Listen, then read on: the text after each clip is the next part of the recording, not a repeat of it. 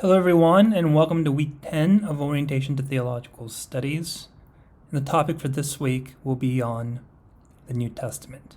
Congratulations on making it this far, and I really do hope that this class has been a kind of orientation for you, introduced you to basic concepts and ideas of theological studies, whether it be systematic theology, the New Testament, the Old Testament, church history, and I do hope that it acts as a kind of foundation as you go on to other courses at Fuller.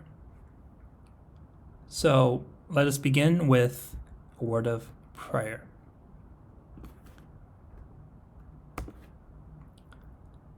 Christ with me, Christ before me, Christ behind me, Christ in me, Christ beneath me, Christ above me, Christ on my right, Christ on my left, Christ where I lie, Christ where I sit, Christ where I arise, Christ in the heart of everyone who thinks of me. Amen. So the purpose of this lecture is to introduce students to New Testament studies. What is the New Testament? What are some key issues in scholarship? And how does one read the New Testament? So before we begin, an important question to ask is, what is the New Testament? And because you're in seminary now, this is a very basic question, and you know that it's 27 books. The last 27 books of the Christian Bible, from Matthew to Revelation. It was written around 48 to 120 CE, and the focus of the New Testament is on the New Covenant. If the Old Testament's focus is on the Old Covenant, the New Testament's focus is on, guess what? The New Testament, or the New Covenant, through Christ's life, death, and resurrection. And if the Old Testament's focus is on the Jews, then the focus on the New Testament is the expansion of the gospel to Gentiles.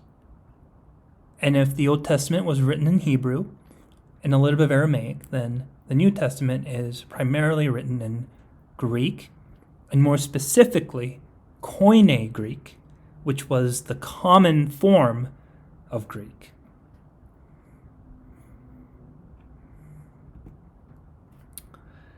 So let's begin with the first 4 books of the New Testament, which we call the Gospels: Matthew, Mark, Luke, and John.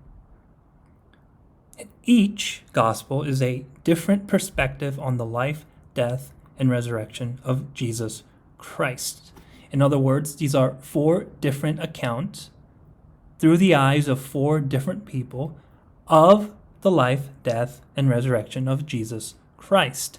And because Matthew, Mark, Luke, and John were different people with different occupations, different ages, different experiences, you can imagine that their perspectives and their points of emphasis are different.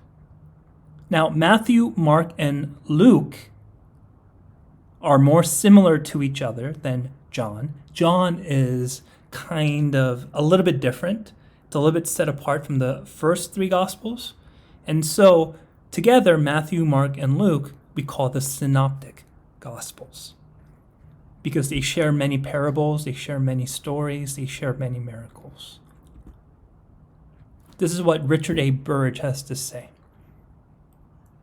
4 pictures, all different, each with its own story, evoking its own atmosphere and provoking its own response in the viewer, yet all are of one and the same man.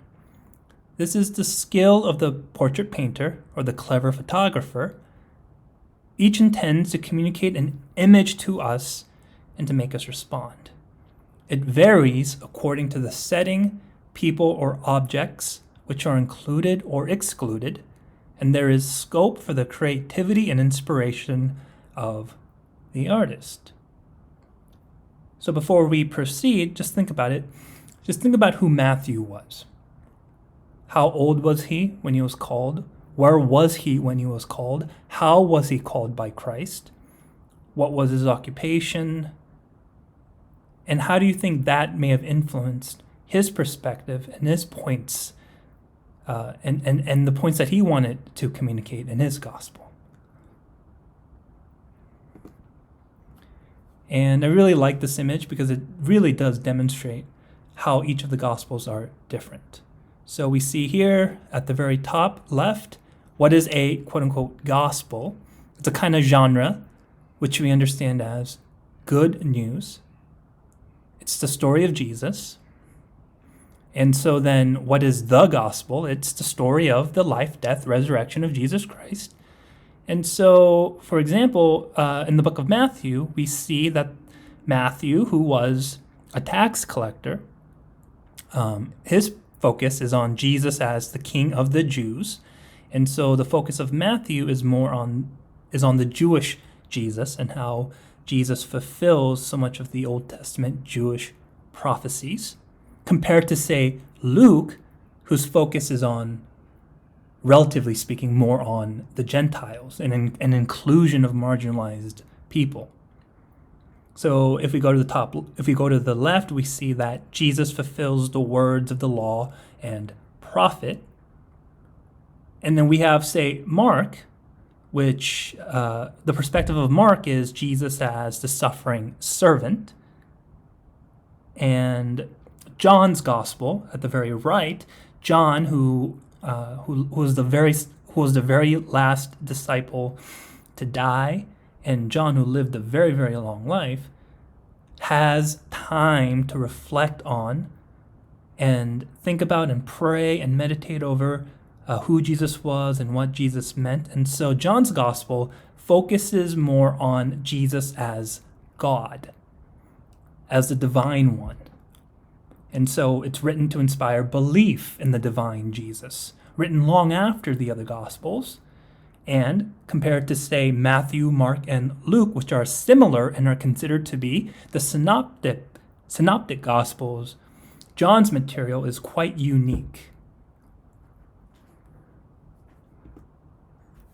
So the first three Gospels, Matthew, Mark, and Luke, are considered the synoptic Gospels, from the Greek word synopsis, which means seeing all together. That is, the first three Gospels are quite similar, sharing the same stories, miracles, and events.